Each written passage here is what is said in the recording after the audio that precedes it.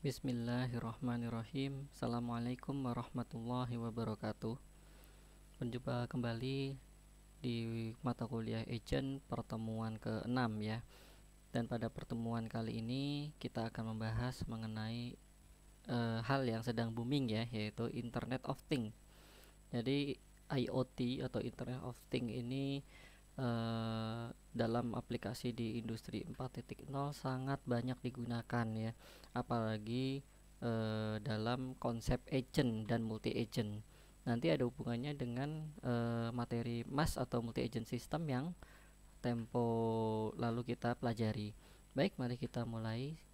Untuk outlines-nya di sini rekan-rekan dapat melihat ya untuk materi. Nanti kita akan sedikit intro mengenai Internet of Things atau introduction, kemudian terkait arsitekturnya bagaimana ya atau seperti apa, kemudian function dan tujuan dari Internet of Things. Adapun sub CPMK atau capaian pembelajaran mata kuliah pada pertemuan ini yaitu mahasiswa memahami arsitektur IoT pada konsep agent. Kemudian apa hubungannya nanti dengan multi agent system, nanti akan kita bahas di subbab multi agent system in IoT ya, terkait connectivity atau protokolnya. Kemudian dilanjutkan dengan aplikasi, yaitu contohnya Smart School and Smart City. Baik, sekarang kita akan bahas terlebih dahulu apa itu internet ya.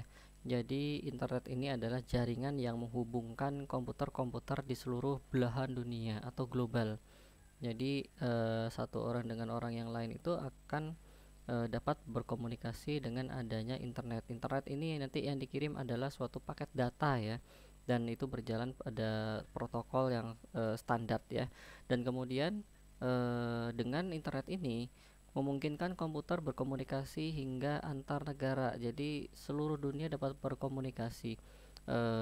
Analoginya dengan jaringan telepon ya. Jadi sama dengan jaringan telepon, internet ini juga dapat terhubung melalui panggilan telepon ya. Apalagi sekarang sudah ada jaringan fiber optik, sehingga telepon itu sekarang malah melalui jaringan fiber optik ya, bukan lagi melalui kabel biasa tembaga seperti zaman dulu. Jadi ya wajar pada saat ini internet itu sangat dibutuhkan karena mungkin transfer rate-nya yang tinggi ya dibandingkan kabel tembaga, dan juga bisa selain bandwidth-nya tadi tinggi, kemudian bisa juga ditumpangkan informasi yang sangat banyak ya, sehingga tumpang tindih ya informasinya, tetapi memiliki kode unik masing-masing dan tidak terinterferensi ya. Itulah kelebihan dari internet yang pada zaman sekarang ini terhubung pada jaringan fiber optik.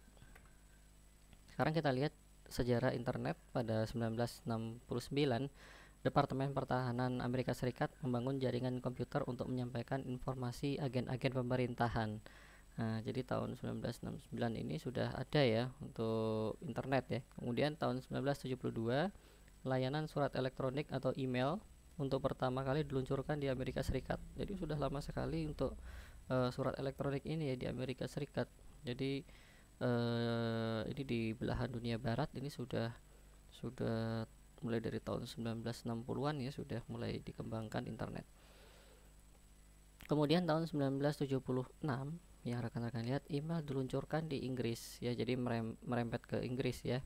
Kemudian 1979 muncul jaringan komputer di Eropa. Kemudian tahun 1980-an atau 88 lahir aplikasi chatting atau percakapan. Mungkin rekan-rekan belum hadir ya, yang masih di sini belum lahir. Nah, baru menikmatinya mungkin pada era-era tahun mungkin abad 20 ya. Dan tahun 1990 dibuatlah aplikasi internet browser. Sampai sekarang itu ya bermacam-macam aplikasi chatting, sosial media, YouTube contohnya ya. Ya dari raksasa itu Google ya. Google itu adalah provider atau penyedia jasa segala macam ya, mulai dari aplikasi, kemudian Android ya untuk OS-nya, kemudian juga untuk AI-nya, artificial intelligence-nya, banyak sekali algoritma yang diluncurkan oleh Google. Banyak sekali produk-produk yang telah diluncurkan oleh Google ya, sehingga kita Jika membuat satu email sign on aja, single sign on untuk Gmail, maka email sudah termasuk ya, kemudian nanti sambung lagi Instagram ya, kemudian bisa menggunakan satu akun email ini untuk segala segala tujuan ya. Baik, sekarang kita akan lanjutkan apa itu IoT atau Internet of Things. Jadi IoT ini adalah sebuah konsep di mana suatu objek yang memiliki kemampuan untuk mentransfer data melalui jaringan tanpa memerlukan interaksi manusia ke manusia atau manusia ke komputer. Dan IoT ini telah berkembang dari konvergensi teknologi nirkabel atau wireless, kemudian micro electromechanical system atau MEMS, dan internet. A thing di sini pada Internet of Things dapat didefinisikan sebagai subjek, misalnya orang dengan monitor implan jantung, hewan peternakan dengan transponder biochip, sebuah mobil yang telah dilengkapi built-in sensor untuk memperingatkan pengemudi ketika tekanan ban rendah ya. Kemudian sejauh ini IoT paling erat hubungannya dengan komunikasi machine to machine atau M2M ya. Nah, itulah definisi dari IoT. Jadi rekan-rekan di sini mungkin sudah sering ya menggunakan sosial media, tapi mungkin belum dimaksimalkan penggunaan sosial media itu di IoT. Telegram mungkin sudah sering pakai juga, sering menggunakan Telegram. Apakah Telegram itu bisa dihubungkan, koneksikan dengan IoT, sedangkan protokolnya mungkin pasti kemungkinan berbeda ya. Itu tentu saja bisa ya. Nanti ada API-nya yang menjembatani itu, dan rekan-rekan bisa mengontrol mungkin peralatan di rumah melalui Telegram dengan menggunakan API Telegram dan sebagainya. Itu nanti bisa dipelajari di mata kuliah agent ini ya.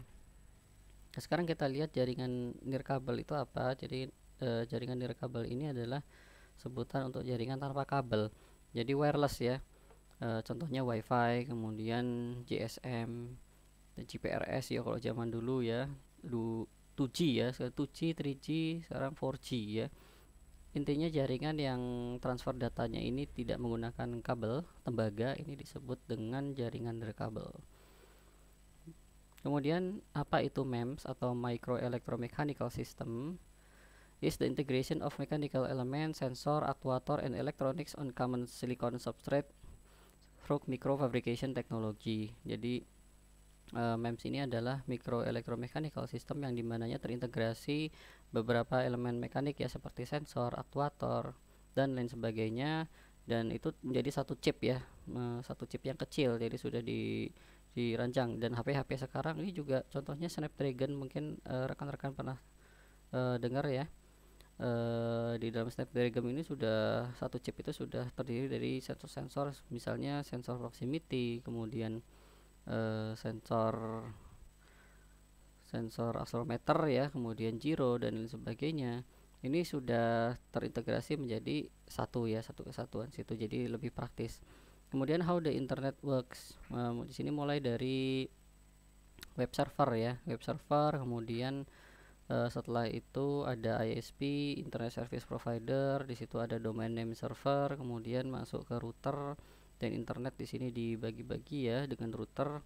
Kemudian sampai ke user itu ada modem ya di sisi user. Kemudian laptop, yang gambar laptop itu artinya end user ya. Dan di situ yang garis hijau request path.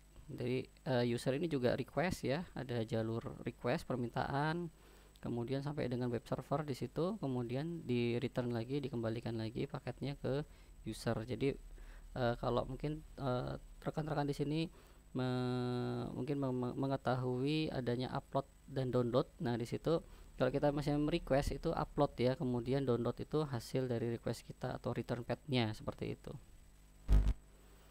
Nah, sekarang kita lihat contoh konkret dari smart school ya. Ini contoh penerapan IoT pada smart school atau bahkan smart campus ya. Di sini mungkin sangat padat sekali gambarnya. Intinya di sini saya ingin menjelaskan bahwa banyak sekali device-device atau bagian-bagian di suatu sekolah itu yang saling terhubung ya. Misalnya kita ambil contoh untuk di student device and e-textbook ya. Nah, di sini anak-anak sini kita lihat sedang belajar menggunakan notebook, tablet, dan smartphone. Kenapa? Soalnya nanti ini dapat terhubung ke server ya. Jadi di sini sedang melakukan online testing. Nah, jadi sekarang kan lagi marak gitu ya. Apalagi di masa pandemi ini ujian-ujian itu dilaksanakan secara daring. Nah, ini siswa-siswi di sini sedang melakukannya ya, sedang melakukan ujian secara daring, gitu, testing, kemudian hasilnya nanti langsung uh, tersimpan di servernya, kemudian nanti bisa langsung dilihat ya atau dipantau monitoring oleh guru-gurunya. Nah, sekarang kita lihat lagi ke bagian sini ya, sensor track bus. Jadi sensor track basis and verify student passenger. Nah, di sini sensor akan men-tracking bis yang ada di sekolah, kemudian memverifying student passengernya atau penumpangnya ya. Nah, kemudian bisa juga nanti diintegrasikan dengan sistem parkir otomatis. Jadi setiap lahan parkir di sini nanti akan dipasangi suatu sensor yang mana kalau misalnya kosong maka dia available parkir di sana ya. Akan beritahu berapa slot yang available. Sekarang kita menuju ke Internet of Things based HVAC ya. Jadi di sini untuk plumbing dan electrical mechanicalnya pada suatu sekolah nanti dikontrol oleh internet. Jadi misalnya plumbingnya atau buka tutup kerannya itu seperti itu ya, hidrannya dimonitor dan di display. Kemudian juga air controlnya, air quality control, untuk kualitas udaranya nanti semua dimonitoring di sini ya. Nah, kemudian kita lanjut lagi ke wearables for athletic and attendance tracking ya di sini. Jadi di sini dengan sensor-sensor yang dibawa oleh anak-anak ini, dia akan dapat men-tracking setiap siswa yang olahraga ya. Nah, di sini mungkin detak jantungnya berapa, kemudian langkahnya berapa, sehingga nanti kesehatan dari semua siswanya akan termonitoring ya. Kemudian semua pasti sudah complete coverage with high performance wifi, sudah terkonek wifi semua. Kemudian ada robot cleaning juga, kemudian sensor on trash receptacles ya di sini. Kemudian digital classroom, whiteboard and display, jadi semua digital ya. Semua terhubung, alat-alat ini semua terhubung ke internet. Ya intinya macam-macam ya. Di sini ada file and program storage, lokal or cloud base ya. Di sini bisa ditaruh di lokal server atau di cloud ya, sehingga kalau ditaruh di cloud nanti bisa diakses dari segala penjuru ya. Jadi lebih fleksibel ya. Kemudian wifi sensor and lock, entrance and exit classroom doors ya, semua dibuat secara digital semua. Jadi buka tutup pintunya juga setiap kelas itu digital. Kemudian bahkan nanti mungkin ada presensi digitalnya di sini ya, dan semua terkonek ke dalam suatu cloud gitu ya. Itu basic dari Internet of Things yang contoh di sini adalah Smart School. Where is the IoT on campus ya, in short bla bla bla everywhere bla bla bla. Jadi di mana sih sistem IoT itu bisa dibenamkan ya di kampus atau di sekolah? Misalnya pada fasilitas building temperature control ya, untuk mengontrol suhu, kemudian electrical system, lighting system, kemudian VoIP phone, kemudian trash can, water sensor for floods misalnya, kemudian building equipment monitoring seperti motors, kemudian pump, boilers dan sebagainya. Nah, kemudian dalam safety-nya juga bisa, misalnya IP video surveillance, kemudian fire alarm and life safety system, kemudian security alarms, kemudian electronics door access, IP enable police and security teams, IP enable police vehicle ya, dan lain sebagainya. Kemudian di classroom technologies ada clickers in the classroom, projector, kemudian IP stream audio, computer device integration dan lain sebagainya. Masih banyak yang lain, nanti rekan-rekan silahkan baca, bahkan sampai disability service, misalnya text of speech. Jadi kampus yang bagus itu sebetulnya yang mempertimbangkan bahwa kampus tersebut akan dimasuki oleh para penyandang disability ya. Misalnya tunarungu itu tidak bisa mendengar, maka dijembatani dengan sistem yang ada di situ ya. Bahkan bisa sampai IoT, itu sangat bagus sekali. Ini bagi rekan-rekan yang ingin mengambil mungkin skripsi atau penelitian terkait ini sangat disarankan ya. Nah, sekarang masih jarang sekali. Kemudian kita lihat contoh lagi ya, disability service ini text of speech ya, dari teks ke speech ya. Kemudian ini untuk yang tidak, saya punya tidak bisa berucap ya, dibuatkan sistem text to speech. Kemudian speech to text kebalikannya, call for help, kemudian health monitoring, kemudian ADA road wayfinding, kemudian ADA parking ya, dan lain sebagainya. Di sini bisa dipertimbangkan karena di kampus kita juga beberapa ada yang penyandang disability ya. Masih banyak lain seperti sports and fitness, wearable fitness tracker, kemudian IB connected sport equipment, treadmills, bike, etc. Kemudian apalagi physical and mental health, appointment scheduling, medical appointment notes, kemudian diagnostic medical equipment. Untuk staff office misalnya multifunction printer ya, coffee makers, kemudian microwave, IP connected mailbox, conference room, ruang rapat ya, ini juga bisa dibuatkan IoT, misalnya membuka sendiri kordennya ya, dan sebagainya lah. Mungkin tata ruang lightingnya dan tadi sudah dijelaskan ya, di setiap ruangan mungkin lightingnya bisa dikendalikan secara IoT dan otomatis. Oke. Nah, sekarang kita lihat contoh yang smart city. Dimensi smart city di Indonesia ini terbagi menjadi beberapa bagian ya. Di sini saya bahas 6 saja, yaitu smart governance, kemudian smart branding, smart economy, kemudian smart living, smart society, dan smart environment. Kita lihat di sini macam-macam terkoneksi ya satu sama lain. Misalnya smart industry. Smart industry ini sekarang benar-benar di industri 4.0 ini sangat sering ya kita lihat ya untuk tata kelola di industrinya, mulai dari pengontrolan monitoring alat-alat di sekeliling industri ya, di lingkungan industri. Ini semua sudah dikontrol oleh IoT. Bahkan di BUMN pun, di PLN ya, ingin mematikan kota Purwokerto aja udah gampang, tinggal klik aja dari Jakarta ya. Itu sudah bisa ya, sudah terkoneksi semua. Oke, kemudian smart security ya. Ini untuk di suatu kota, untuk membangun suatu kota itu kan terdiri dari industri, kemudian security-nya harus mungkin IP cam di sini ya, monitoring semua. Bahkan di luar negeri itu setiap jalan, setiap bagian jalan itu sudah lengkap dengan kamera, jadi aman ya. Kemudian smart energy, SUTET ya, kita lihat di sini untuk distribusi tegangan listriknya ya. Kemudian smart people, smart health, kemudian smart home, smart mobility, kemudian smart governance, smart retail. Di sini semua terhubung ya. Mungkin dengan ambulans itu nanti terhubung ke home atau ke rumah-rumah warga ya. Kemudian untuk energinya juga tadi yang saya bilang ya, bahwa untuk mengontrol gardu induk dan lain sebagainya, jaringan tertentu atau ada kerusakan itu sudah dijalankan di PLN ya, dengan smart teknologi smart energy ini ya. Smart security yang mungkin masih kurang di kita ya, di Indonesia ya. Banyak sekali kejadian-kejadian kriminal nih yang tidak terpantau oleh CCTV karena jumlah CCTV juga masih kurang ya. Mungkin nanti bisa digalakkan di desa dulu ya, mulai dari desa, pemerintah desa, kemudian kecamatan ya, atau kelurahan, kecamatan, dan seterusnya ya.